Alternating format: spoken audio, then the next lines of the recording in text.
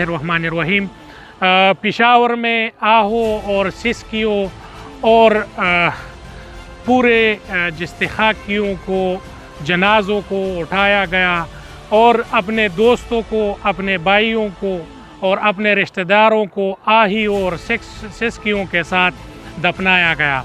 पेशावर पे पिछले दिनों के मुस्बत से एक भारी दिन गुज़रा जिसमें लोग जनाजे उठाते उठाते थक गए हैं। पूरा खैबर पख्तूनख्वा में शोक का समा है और खैबर पख्तूनख्वा पुलिस को एक बहुत बड़ा सिक्योरिटी दचका लगा है। तफसीलात के मुताबिक 93 के करीब जवान जो है इस धमाके में शहीद हुए हैं और 155 के करीब लोग जो है इसमें ज़ख्मी हुए हैं। तर्जुमान इलारिच मोहम्मद आसिम ये बता रहे हैं कि अभी हमारे साथ ज़ेर इलाज 57 ज़ख्मी हैं। 57 ज़ख्मियों में 7 लोग जो है वो ICU में हैं और 50 के करीब जवान जो है उसका हालात स्टेबल है। तमाम दवाई जो है उसको मुफ्त में दी जा रही है और हर किस्म का मेडिकल जो है उनका फ्री हो रहा है।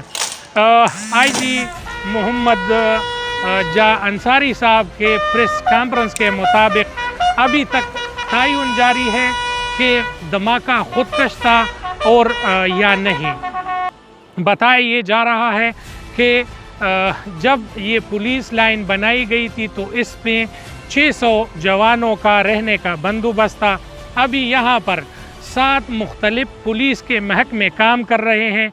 यहाँ पर CCPO पेशावर और SSP पेशावर जो है उनके दफातर हैं, जहाँ पर मुख्तलिफ लोग जो है मुख्तलिफ औकात में आते हैं और साहिलीन जो है ऑफिसर से मुलाकातें करते हैं।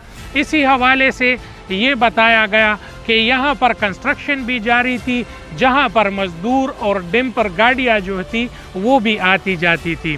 तो अभी तयन करना ज़रूरी है कि किस जगह से सिक्योरिटी फेलियर हुआ है और किस वजह से ये खुदकश जो है वो CPO में अंदर जो है मस्जिद तक पहुँच गया है।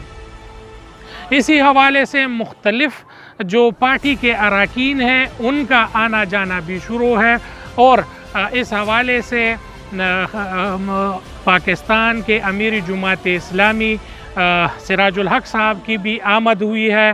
तमाम पुलिस के ज़ख्मियों से मिले हैं, उनके हौसले बुलंद किए हैं। इसी तरीके से जो चीफ जस्टिस ऑफ पाकिस्तान है उनकी आमद भी हुई है और यहाँ पर जो है मरीज़ों की तीमरदारी जो है वो जारी है। इसी हवाले से कहा यह जा रहा है कि कल तक इंशाअल्लाह तमाम तर प्रेस रिलीज़ जो है वो पुलिस की तरफ से आवाम के सामने रख दी जाएगी।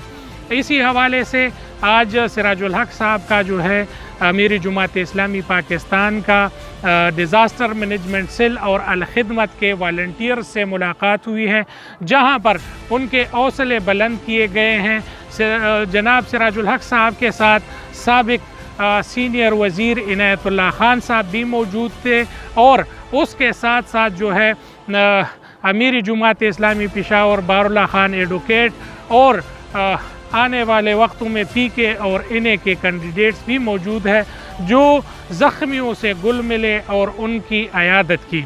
इसी हवाले से अल-खिदमत डिज़ास्टर मैनेजमेंट सेल के नौजवानों की जो नवमुंतखब अरकान हैं उसके साथ भी अमीर जमात इस्लामी पाकिस्तान का मुलाकात हुआ है और उनके साथ ग्रुप फ़ोटो जो है वो बनाई गई है।